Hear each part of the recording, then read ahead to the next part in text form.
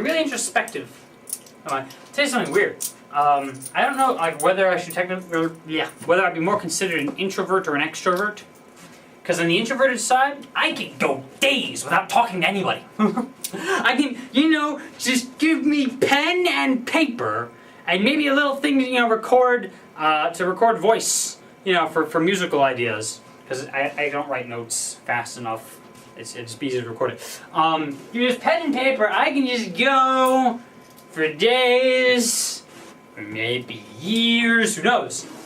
Just working on my ideas, On the other hand, I'm not just like completely introverted. I don't like meeting people. I'm just like shy and everything. I used to sit at a lunch table with like 10 other people.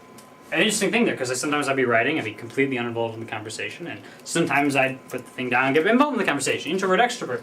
I used to hold big LAN parties, and we all get together and we play a game. That was great. I used to do the little 10-minute movies, and I was organizing all these people, and that was great. So I'm on both sides of that. But anyway, I was talking about how I'm introspective. I've found that to be a great way of fixing things by thinking about things. So I was just thinking, I'm like, I feel a little bit of fear right now. That's the way I do it. I say, God, I feel a little bit of fear. That's odd. Why do I feel afraid? And then, and you get at it, and you deal with it. Which goes back to the artist's way and dealing with your own problems. Your own inner problems. And I know that sounds like a load of crap. Deal with your own inner problems. And I don't know. I'm telling you, I cannot count the number of ways I was reading this book and I thought, hey, yeah, that makes sense. That makes a lot of sense. I didn't agree with literally everything, but where I disagreed, it was like, okay, you put a little more emphasis on this, and I would have put more emphasis on that. But essentially, this is good stuff. This is pretty true. It's pretty true how you can be afraid to be an artist. You can, because you figure all artists are broke, or all artists are, gay. Some people have that idea. Like a male can't work in musical theater unless he's gay. What are you talking about? I've done musical theater, and I'm not gay. Fear that way. And in a sense you can, depending on how you phrase it, in a sense you can try and stop yourself. You try to distract yourself. You say, well, I don't have a professional movie camera, therefore I can't make a movie. Well, why don't you get a non-professional movie camera and make a non-professional movie? Start off, You say, oh, well, I can't do writing. I don't have a studio where I could sit and be alone and just write. Well, maybe you can do a little writing while other people are still around. Try it out. Stop doubting yourself. Have some faith. Faith is great. Faith in God. Faith in what's real, of course. Don't put any faith in horoscopes or other such nonsense. Here's something. Don't trust anybody that tells you the secret of life is hidden in some book, in some cave, in some far-off land, available for some extravagant price. You know what I mean? Nobody would literally say it's in a book in a cave. You know what I mean, though? It's like, oh, we have here the secret of life and how to live, but we won't tell you what it is until you pay us money. Don't trust those people. Everything you really need to know is already out there. It's like that, what is that book? I never actually read it, but it was Everything I Really Need to Know I Learned in Kindergarten, right?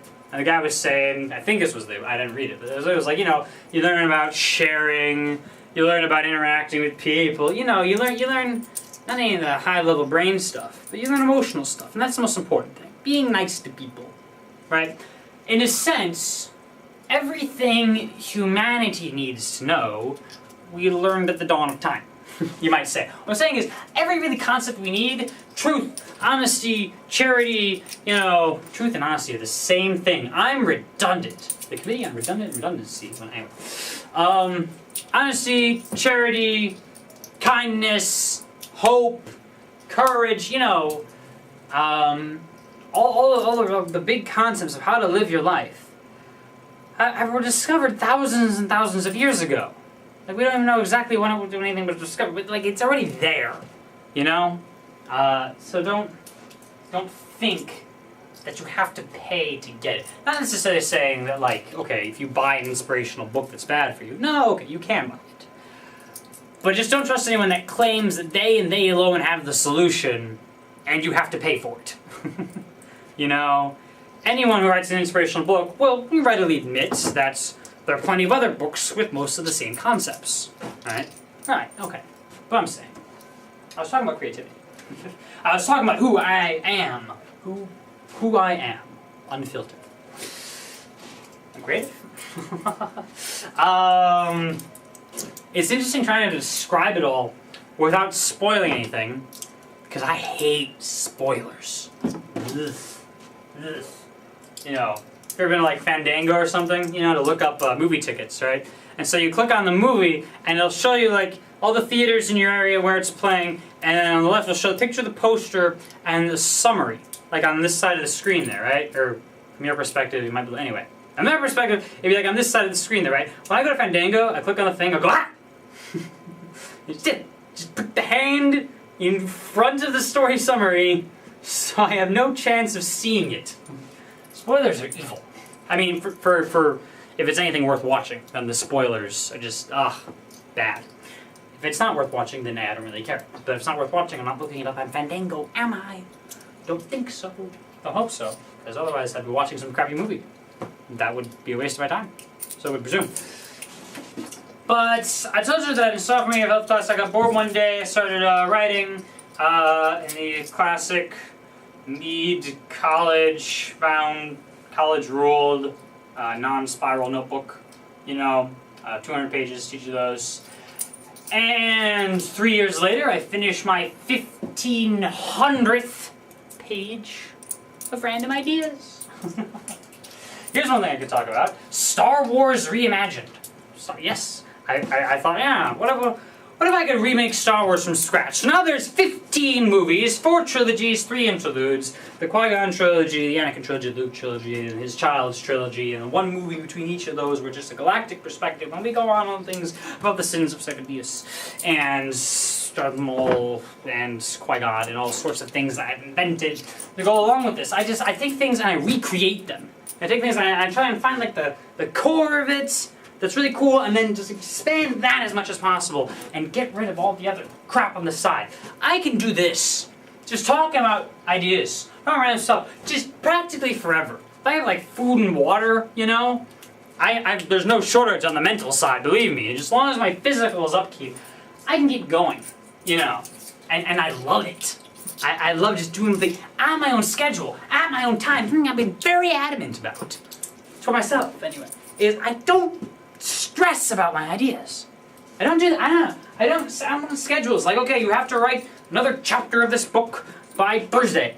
No. No. I will write when I am ready. I write an idea, I kind of idea, and I let it fester. I let it grow. I give it some time. And therefore, I am never, ever pressuring myself to just throw in some junk to hold up the plot, you know, because, I have a deadline. Well, I have no deadline. So every part of every idea, and not all stories, by the way, but a whole lot of them are, every part of every idea is something that really fits, as far as I see. It really works. There's no shortcuts. There's no, you know, waste. Haste makes waste, right? It makes sense, and I love it. I love every bit of it.